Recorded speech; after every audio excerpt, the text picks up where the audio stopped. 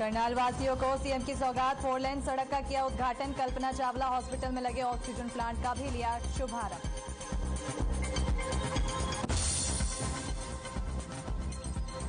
Deputy CM Dushyant Chautala ने बांटे हित लाभ पत्र। कोविड-19 राहत योजना के तहत आने वाले आश्रितों को पत्र किए वितरित। राहत योजना के तहत दी जाएगी सहायता। बीजेपी प्रदेश अध्यक्ष ओपी धनखड़ ने अभय चौटाला के साधा निशाना। कहा, अपने बयान से मुकर गए अभय चौटाला। अभय वंशीवीर भी नहीं बनवीर हैं।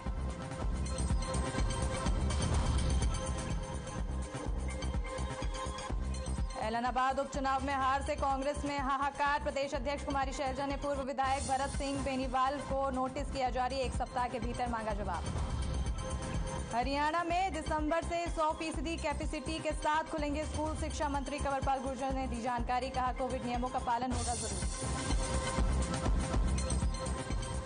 किसान नेता गुरनाम सिंह चंदूनी का बड़ा बयान। कहा, मैं पंजाब से चुनाव नहीं लड़ रहा, मुझे चौधर की जरूरत नहीं। फैलाई जा रही है अफवाह।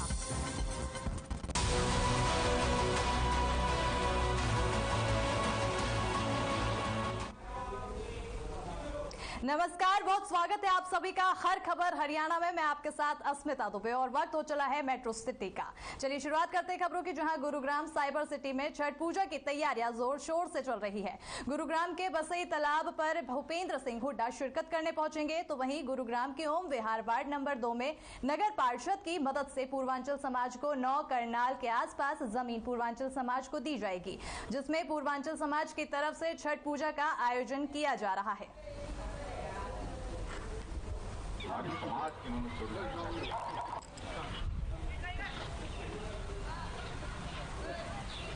हम लोगों ने जो लाइव कर देंगे तो नहीं जा रहे हैं। पूर्वांचल बॉर्डर ये नहीं मिल रहा है, ये इसलिए उनको मिल रहा है क्योंकि हमारे समाज के उन्होंने। वहीं फरीदाबाद की डबुआ कॉलोनी स्थित भोजपुरी अवधी समाज की धर्मशाला के प्रांगण में बनी हुई पक्के घाटों पर कल डूबते हुए सूर्य को अर्घ्य देंगी महिलाएं। वहीं परसों सुबह उगते हुए सूर्य को अर्घ्य देकर यह व्रत खत्म होगा। पदाधिकारियों ने बताया है कि कोरोना काल के बाद इस बार छठ पर्व को लेकर लोगों में भारी उत्साह है और इस पर्व को लेकर तमाम तैयारियां पूरी कर ली गई हैं और समाज द्वारा बनाए गए पक्के घाटों में साफ सफाई और पानी भी भरा जा रहा है, जहां कल हजारों लोग पूरे उत्साह के साथ अर्घ्य देने पहुंचेंगे।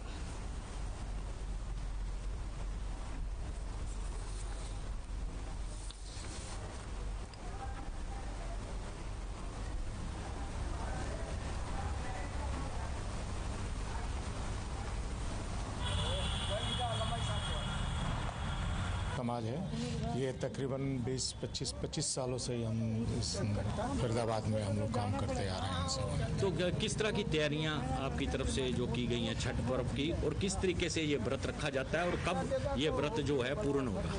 देखिए, ये जो छठ व्रत है बहुत ही कठिन व्रत है। ये 3 दिनों का व्रत होता है। आज तो हमारा दूसरा दिन है, कल तीसरा दिन होगा। तो आज खरना है। आज लोग खीर और चावल खा के व्रत रहेंगे शाम से।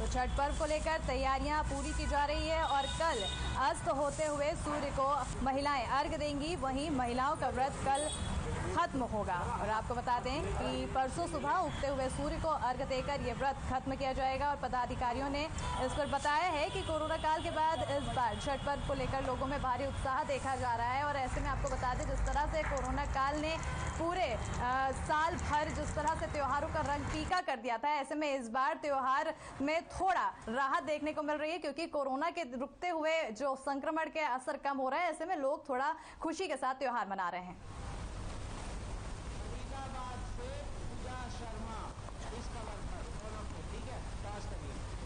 और इसी खबर पर ज्यादा जानकारी के लिए हमारे साथ फरीदाबाद से पूजा शर्मा जुड़ चुकी हैं। पूजा, छठ पूजा को लेकर तैयारियां की जा रही है, लोगों में उत्साह देखा जा रहा है, ऐसे में क्या कुछ खास तैयारियां की गई हैं इस पर्व को लेकर?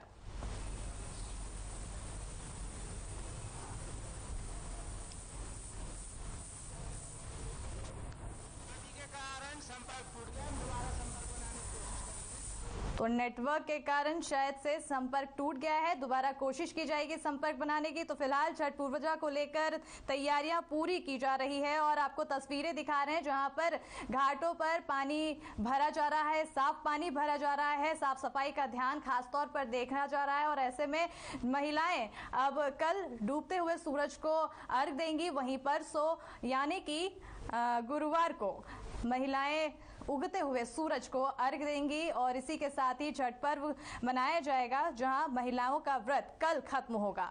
और बता दें कि पटके घाटों में साफ सफाई की जा रही है और साफ पानी तस्वीरें आपको दिखा रहे हैं जहां पर भरा जा रहा है और इसी के साथ ही साफ सफाई को लेकर खासतौर पर तैयारी की गई है। बता दें कि कोरोना काल के चलते लगातार साल भर से त्योहार लोग उस उत्साह के साथ नहीं मना पा रहे थे जो लोगों में पहले के समय में देखने को मिलता था। ऐसे में इस बार कोरोना के संक्रमण से थोड़ी कमी मिली है और इसी कमी को देखते हुए इस बार के त्योहार में रंग साफ तौर पर देखने को मिल रहा है और इसी के तहत अब छठ पर्व को लेकर लोगों में उत्साह साफ तौर पर नजर आ रहा है। इसी की तैयारियों में लगातार जुटे हुए हैं, हर कोई इस पर्व को पूरे उत्साह के साथ मनाने में लगा हुआ है। बताते हैं कि फरीदाबाद की डबुआ कॉलोनी के पास भोजपुरी अवधी समाज की धर्मशाला के प्रांगण में ये पक्के घाटों पर कल महिलाएं डूबते हुए सूरज को अर्घ देने जाएंगी, उसी के साथ ही परसों उगते हुए सूरज को अर्घ देने जाएंगे और ऐसे में उस घाट पर लगातार साफ सफाई की जा रही है। आप तस्वीरों में देख सकते हैं जहां पर साफ पानी भी भरा जा रहा है। बढ़ते आगे जहां यूपी और बिहार में पूर्वांचल के लोगों द्वारा मनाया जाने वाला छठ पर्व का त्योहार बड़ी धूमधाम से मनाया जाता है, वहीं देश के अन्य प्रदेशों में भी रहने वाले पूर्वांचल के लोग इस त्योहार को बड़ी गरिमा के साथ मना रहे हैं। बीते सोमवार से नहाए खाए के साथ इस त्योहार की शुरुआत हो गई है, वहीं कल शाम को बिना खाए और पिए पानी को डूबते हुए सूर्य अर्घ दिया जाएगा, जहां पर लोग घाटों में जाएंगे और खड़े होकर डूबते हुए सूरज को अर्घ देंगे। वहीं परसों उगते हुए सूरज को अर्घ दिया जाएगा और इस कठिन व्रत को महिलाएं खत्म करेंगी।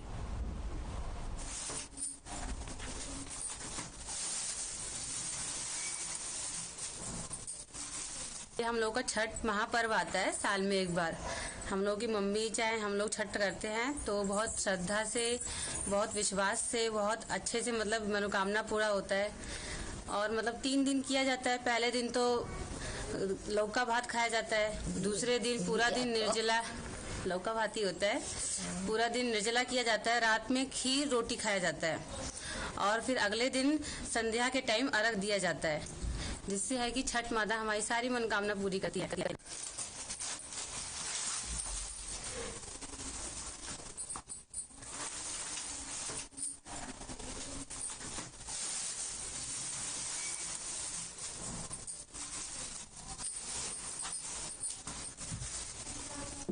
जहां प्रसाद महिलाओं द्वारा सूप में रखा जा रहा है, तैयारियां की जा रही है छठ पूजा को लेकर।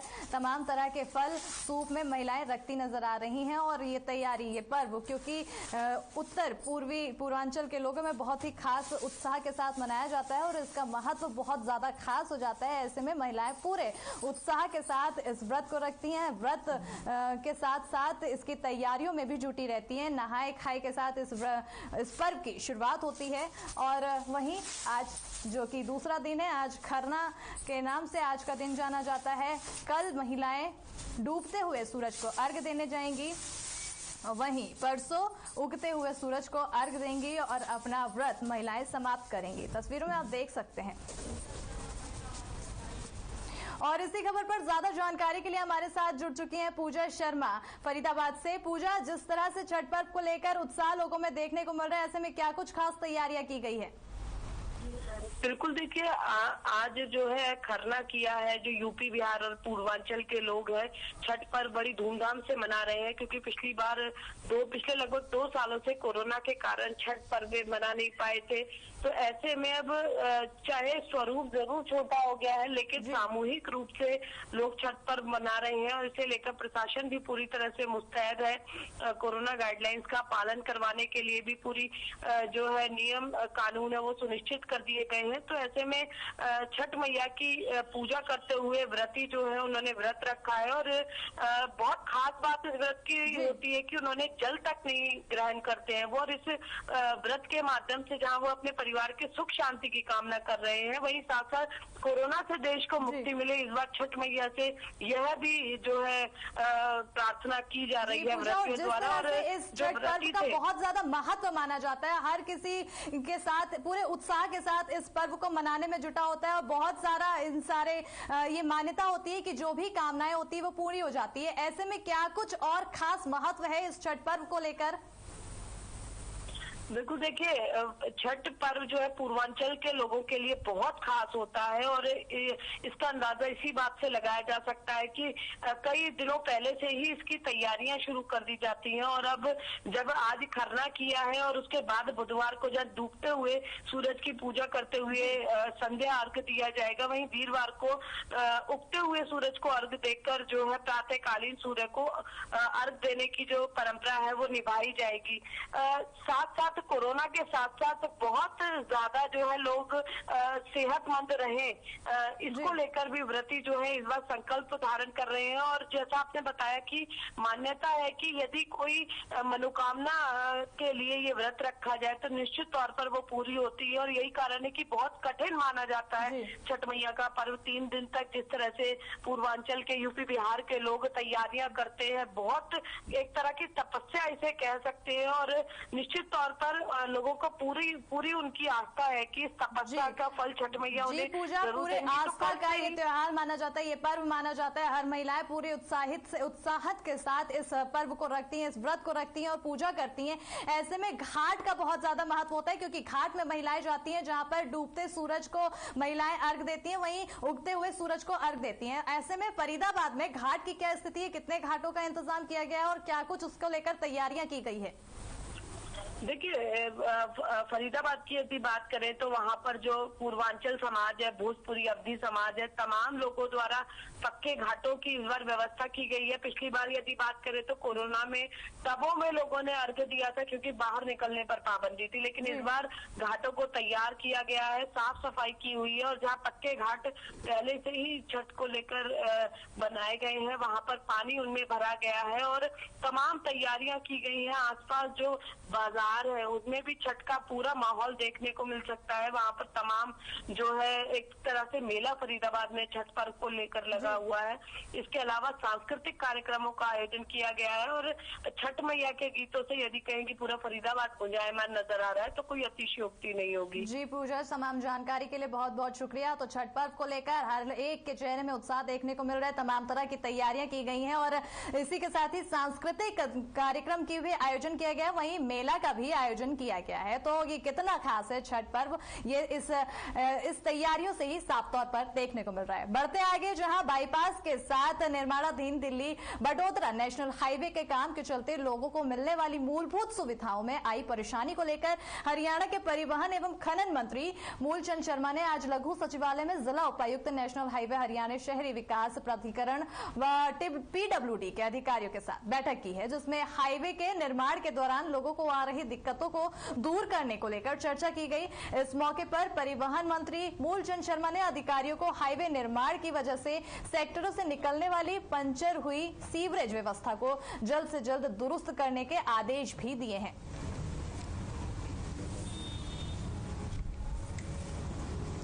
यहाँ पे सीवर लाइन डलेगी, मूलचंद जी पूरा काम करवा रहे हैं, इससे पूरा यहाँ पे अच्छा होगा और सफाई भी रहेगी और घर पे गंद भी नहीं आएगा।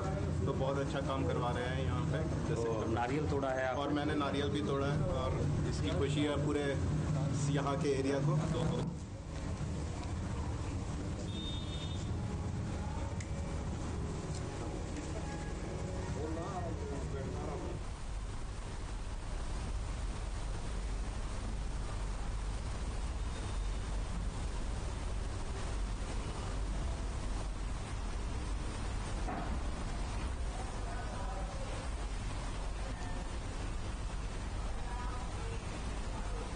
और इसी के साथ वक्त हो चला है छोटे से ब्रेक का, जल्द हाजिर होंगे।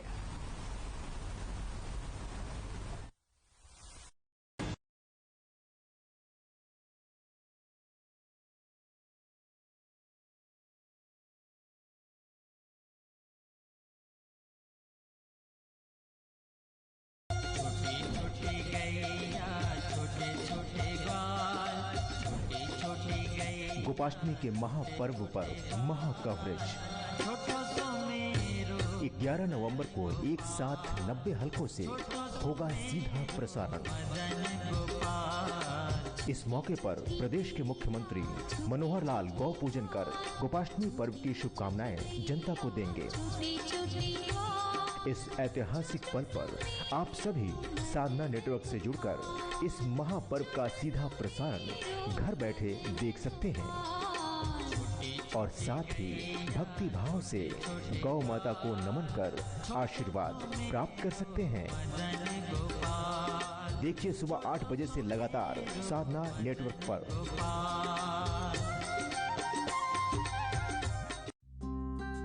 पापा देखो मेरा नया डॉल हाउस, इसमें फ्रिज है, एसी है और वॉशिंग मशीन है। पापा कोई भी एमसीबी लगाने से ऐसा आपके घर के साथ भी हो सकता है, इसीलिए लगाएं सिर्फ माइक्रोटेक एमसीबी और आरसीसीबी जो आपको बचाएं शॉर्ट सर्किट, ओवरलोड और शॉक से। Microtek MCB, taking safety to the next level. Nirma शुद्ध नमक कहीं से खरीद के रिफाइन किया गया नमक नहीं, ये पानी से पैक तक का सफर तय करता है निरमा के अपने 30,000 एकड़ के प्लांट में आधुनिक वैक्यूम इवेपोरेशन मेथड से, इसलिए इसमें अशुद्धि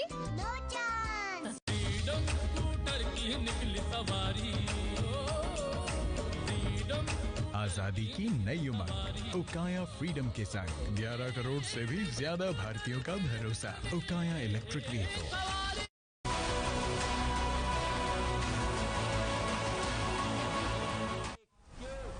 तो ब्रेक के बाद स्वागत है। चलिए अब शुरुआत करते हैं खबरों की, जहां खबर गुरुग्राम से है, जहां पर मरीजों की सुविधाओं के लिए रीब्रॉडिंग फैसिलिटी शुरू की जा रही है और इसी के तहत हॉस्पिटल की रीब्रॉडिंग की जा रही है। तमाम तरह की तैयारियों को देखते हुए आपको बता दें कि कोलंबिया एशिया हॉस्पिटल और विक्रम हॉस्पिटल अब मणिपाल हॉस्पिटल परिवार का हिस्सा है। इसी की रीब्रॉडिंग पर मणिपाल अस्पताल के आधुनिक स्वरूप पर जोर देती है और उच्च गुणवत्ता अस्पताल के आधुनिक स्वरूप पर जोर देते हुए प्रोफेशनल सेवाओं का प्रदर्शन करती है, जिसकी अपेक्षा मरीज करते हैं। ये रीब्रांडिंग मणिपाल हॉस्पिटल्स को एक नई पहचान देगी और इसी के साथ ही मणिपाल हॉस्पिटल दुनिया भर में मरीजों को विश्व स्तरीय स्वास्थ्य सेवा प्रदान करने में ही केंद्रित रहेगा।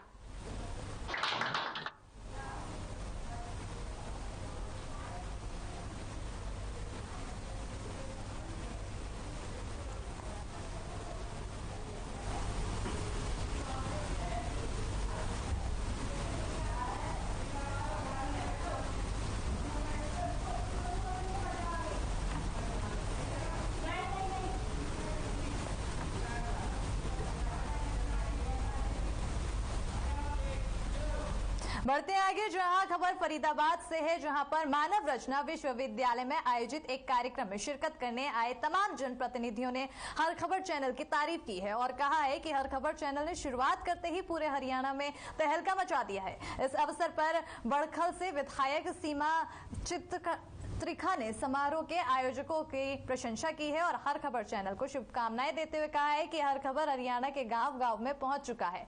इस अवसर पर तिंगाव विधानसभा के विधायक राजेश नागर ने कहा है कि मैं इस चैनल की ओपनिंग में पहुंचा था और ओपनिंग होते ही धूम मचा दिया इस चैनल ने। वहीं इसी तरह राष्ट्रीय स्वयंसेवक संघ के मुख्य संरक्षण गंगा शंकर मिश्र ने भी अपने विचार रखे हैं। तो वहीं हमारे संवाददाता बीडी कौशिक ने मानव रचना विश्व रचना के वाइस चेयरमैन अमित भल्ला से बातचीत की है। क्या कुछ कहा है उन्होंने, आपको सुनाते हैं।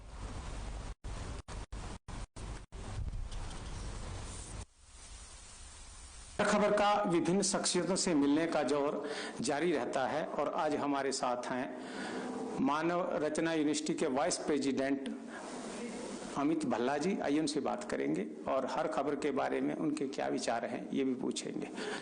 अमित जी, आपका हर खबर पे स्वागत है।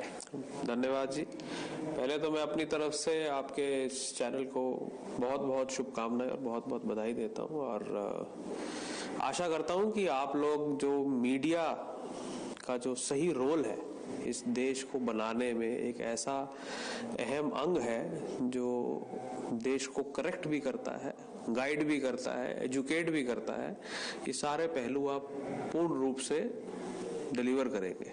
जी, जिस तरीके से साधना टीवी, बेसिकली हम साधना ग्रुप का एक अंग हैं, ये हरियाणा के लिए, स्पेशल हरियाणा के लिए हमने ये चैनल लॉन्च किया है।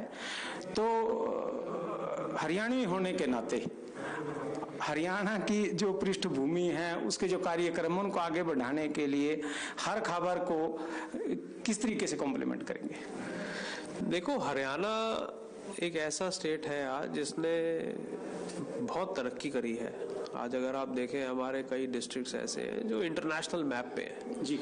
तो हर खबर को मैं ये सजेस्ट करूंगा कि आपको उन डिस्ट्रिक्ट्स को, उस बिजनेसेस को जो हरियाणा में फले फूले बड़े हुए, उसको आपको शोकेस करना चाहिए। एक उनकी लर्निंग को बाकी डिस्ट्रिक्ट्स के लिए शोकेस करना चाहिए ताकि वो भी वहां से कुछ सीख लेकर के आगे बढ़े। बेसिक उद्देश्य ये है कि देश का हर अंग, देश का छोटा बड़ा हर गांव, हर बस्ती, हर शहर तरक्की करनी चाहिए। सो आप अगर दिखाएंगे तो लोग मोटिवेट होते हैं अच्छी चीज देख के, अच्छी सक्सेस स्टोरी सुन के। सो ऐसा कुछ काम मैं एक्सपेक्ट करता हूँ कि चैनल से होना चाहिए। और हरियाणा तो हमारा हरियाणा है ही है, वो तो हमेशा हरा हरा हरियाणा ही रहेगा। सही बात है।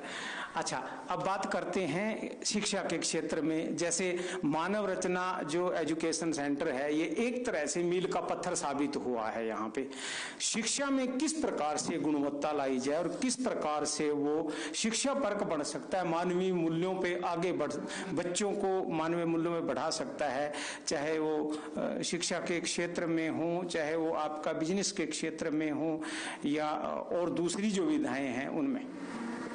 देखिए, शिक्षा एक मूल है देश की प्रगति को नापने के लिए जी।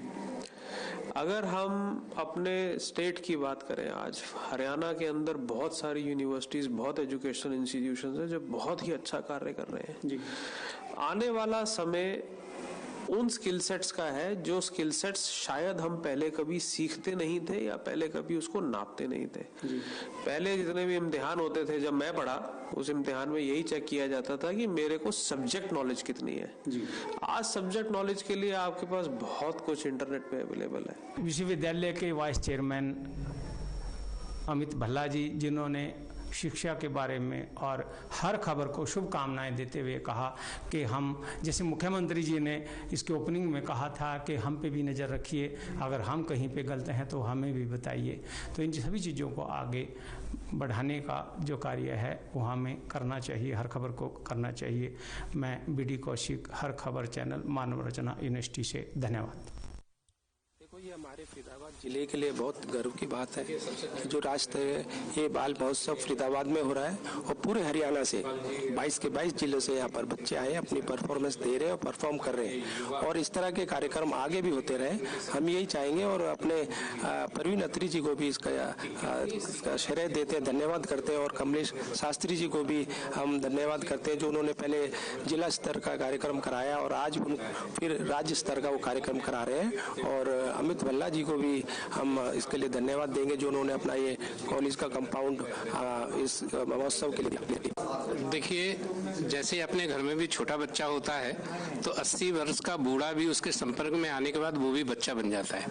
बच्चों के कार्यक्रम ये जरूर हैं, लेकिन उन्होंने सारे लोगों को जोड़ा है, चाहे वो मीडिया हो, चाहे बड़े लोग हों, चाहे वो जजेस हों, चाहे प्रबंधन करने वाले लोग हों, सबको एक साथ जोड़ा। और ये अपने आप में एक बहुत विचित्र, अति ऊर्जा वाला काम है। निश्चित ही आज मानव रचना के इस प्रांगण में जो बच्चों ने कार्य किया है, और विशेष करके श्रीमान प्रवीण अत्री जी और कमलेश जी ने जो रचना की है, वो पूरे शहर में, केवल ये कार्यक्रम यहाँ जरूर हो रहा है लेकिन पूरे शहर में उत्साह है। तो मैं इसके लिए भगवान से प्रार्थना करता हूँ इनका कार्य और प्रगति करे। Stand by, audio out. और इसी के साथ मेट्रो सिटी में फिलहाल इतना ही। मुझे दीजिए इजाजत, देखते रहिए।